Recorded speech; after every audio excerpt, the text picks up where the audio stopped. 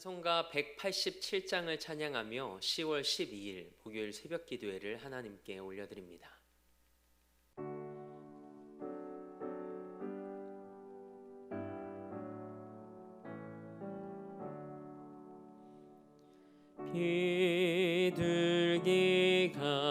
비둘기같이 온유한 은혜의 성령 오셔서 거친 맘 어루만지사 위로와 평화 주소서. 진리의 빛을 비추사 주의 길 바로 걸으며 주님을 옆에 모시고 경건히 살게 하소서.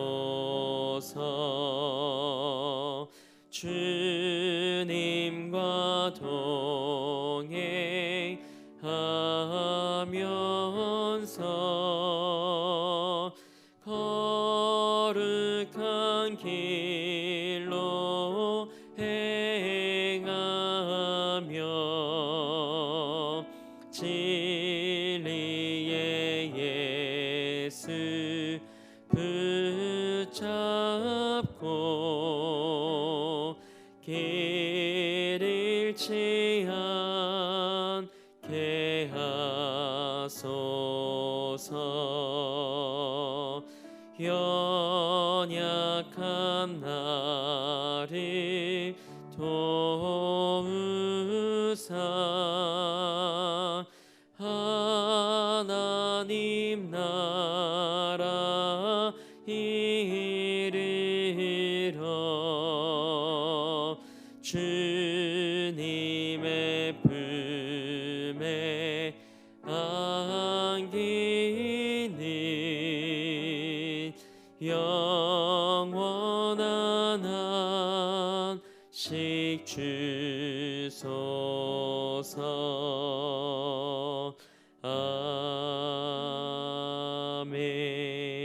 아멘. 사도신경으로 우리의 신앙을 고백합니다. 나는 전능하신 아버지 하나님, 천지의 창조주를 믿습니다. 나는 그의 유일하신 아들, 우리 주 예수 그리스도를 믿습니다. 그는 성령으로 잉태되어 동정녀 마리아에게서 나시고 본디오 빌라도에게 고난을 받아 십자가에 못 박혀 죽으시고 장사된 지 사흘 만에 죽은 자 가운데서 다시 살아나셨으며 하늘에 오르시어 전능하신 아버지 하나님 우편에 앉아 계시다가 거기로부터 살아있는 자와 죽은 자를 심판하러 오십니다. 나는 성령을 믿으며 거룩한 공교회와 성도의 교제와 죄를 용서받는 것과 몸의 부활과 영생을 믿습니다. 아멘. 찬송 182장 한 장 더 우리 기쁘게 박수하며 하나님 앞에 찬양으로 영광 올려드립니다.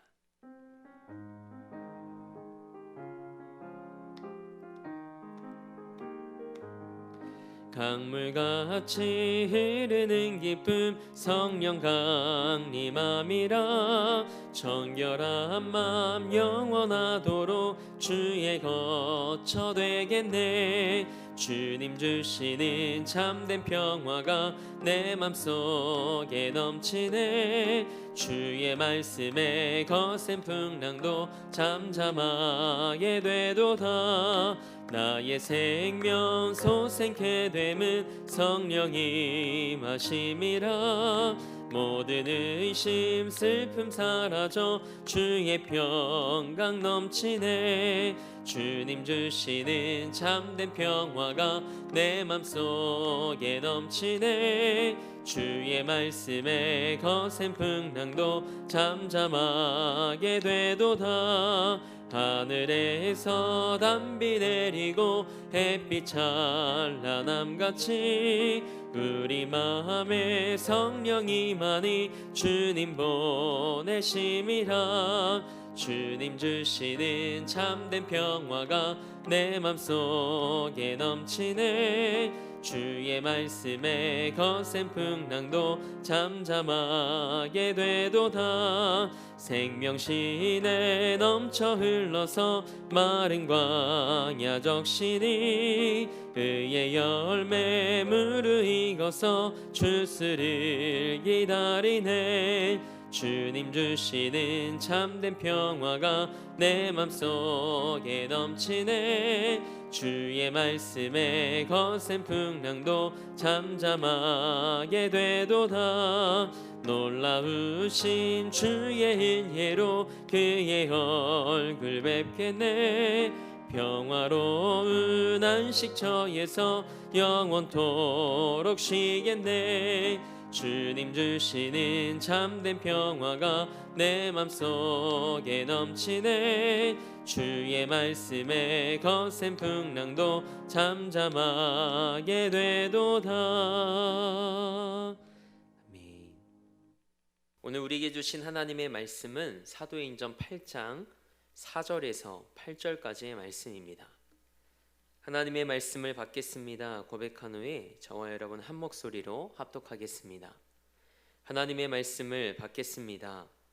그 흩어진 사람들이 두루 다니며 복음의 말씀을 전할세 빌립이 사마리아 성에 내려가 그리스도를 백성에게 전파하니 무리가 빌립의 말도 듣고 행하는 표적도 보고 한 마음으로 그가 하는 말을 따르더라. 많은 사람에게 붙었던 더러운 귀신들이 크게 소리를 지르며 나가고 또 많은 중풍병자와 못 걷는 사람이 나으니 그 성에 큰 기쁨이 있더라. 아멘. 하나님의 말씀으로 새로운 하루를 여는 사랑하는 성도님들의 삶이 기쁨으로 충만한 삶이 되길 주님의 이름으로 축복합니다. 오늘은 하나님이 일하시는 방법이라는 제목으로 하나님의 말씀 함께 나누고자 합니다. 스데반 집사의 순교 이후에 교회는 큰 변화를 겪습니다. 스데반의 죽음과 동시에 예루살렘 교회에 대대적인 박해가 시작이 되죠. 이때 사도들을 제외한 신자들이 유대와 사마리아 모든 땅끝으로 흩어집니다. 사도행전 8장 1절 말씀을 함께 읽겠습니다. 사울은 그가 죽임 당함을 마땅히 여기더라. 그날에 예루살렘에 있는 교회에 큰 박해가 있어 사도 외에는 다 유대와 사마리아 모든 땅으로 흩어지니라. 아멘. 그렇다면 왜 사도들은 예루살렘에 계속 머물러 있었을까요? 사도들은 죽기를 각오했습니다. 유대인들은 사도들만 박해하면 예수님을 믿는 무리가 와해될 것이라고 생각했습니다. 그러나 하나님의 말씀은 점점 왕성해져 갔고 예수님을 믿고 따르는 사람들은 기하급수적으로 늘어났습니다. 유대 관원들은 전략을 바꿉니다. 그리스도인들을 흩으면 사도들의 기반이 사라진다고 확신했죠. 그래서 사람들 앞에서 큰 기사와 표적을 행하던 스데반을 체포해 죽였고 교회를 더 적극적으로 박해하기 시작했습니다. 하지만 그들의 전략은 빗나갔습니다. 그 전략이 오히려 복음을 더 급속히 확장시키는 사건이 되죠. 오늘 우리가 함께 읽은 본문 말씀은 흩어진 믿음의 사람들에 대한 이야기입니다. 그 중에 스데반 다음으로 7집사로 세워졌던 빌립에 대한 말씀이죠. 놀랍게도 빌립이 복음을 들고 걸음을 옮긴 곳은 사마리아였습니다. 사마리아 성에 내려가 그리스도를 백성에게 전파하고 전도했죠. 빌립이 사마리아 성에 내려갔다는 것은 대단히 놀라운 사건이었습니다. 당시 유대인들은 사마리아를 지나가지 않았습니다. 유대에서 갈릴리로 가려고 할 때 사마리아를 통과하면 3, 4일 만에 갈 수 있었죠. 하지만 유대인들은 갈릴리를 갈 때 사마리아를 통과하지 않고 요단강 동편으로 우회하여 일주일이나 걸리는 먼 길을 택했습니다. 그렇게 유대인들은 사마리아 사람들을 경멸하고 무시했죠. 그 이유는 북이스라엘을 침략했던 아수르가 혼혈 정책을 통해 이스라엘의 순수 혈통을 더럽혀서 민족성을 말살하려 했기 때문이었습니다. 사마리아는 이방인들과 섞이면서 순수한 이스라엘 혈통이 끊어져 버렸죠. 그래서 남유다 사람들은 그런 사마리아 사람들을 개취급했습니다. 그때부터 유대인들은 사마리아 사람들과 일체 왕래하지 않게 되었습니다. 그런데 빌립이 사마리아 성으로 내려가 백성들에게 복음을 전했습니다. 사실 사도들은 예수님께서 예루살렘과 온 유대와 사마리아와 땅끝까지 이르러 내 증인이 되리라고 말씀하셨을 때 이 말을 매우 모호하게 생각했을지도 모릅니다. 유대와 사마리아 간의 증오심은 넘지 못할 장벽과 같았죠. 그런데 흩어진 믿음의 사람들을 통해 사도들도 시작하지 못했던 일이 일어났습니다. 수백 년 동안 종교적, 정치적, 그리고 심리적 갈등을 겪던 사마리아 도시에 빌립이 복음을 들고 갑니다. 유대인으로서는 도저히 넘어갈 수 없을 곳이라고 여겼던 그 이방 세계에 복음을 처음 나른 사람은 다름 아닌 핍박으로 인해 흩어진 믿음의 한 사람이었습니다. 그러자 더 놀라운 일이 일어납니다. 무리가 빌립의 말을 듣고 행하는 표적도 보며 빌립의 말에 주의를 기울입니다. 그리고 복음을 따르기 시작했습니다. 복음이 그들의 삶에 임하자 많은 사람에게 붙었던 더러운 귀신이 소리를 지르며 떠나가고 많은 중풍병자와 못 걷는 사람들이 나음을 얻게 됩니다. 예수님이 귀신을 쫓아내시고 중풍병자와 걷지 못했던 자들을 낫게 하셨던 것처럼 빌립은 사마리아에서 그런 사역들을 감당합니다. 스데반이 예수님의 판박이었던 것처럼 빌립 또한 작은 예수가 되어 사마리아에 복음을 전했습니다. 그 결과 그곳에 큰 기쁨이 임했습니다. 본문 8절 말씀을 함께 읽겠습니다. 그 성에 큰 기쁨이 있더라. 아멘. 이런 기적과 같은 역사는 하나님이 사마리아 땅과 그 땅의 백성들을 사랑하신다는 증거였습니다. 하나님은 고정관념에 얽매이지 않고 담대하게 복음을 전했던 한 사람을 통해 수많은 영혼들을 구원하셨습니다.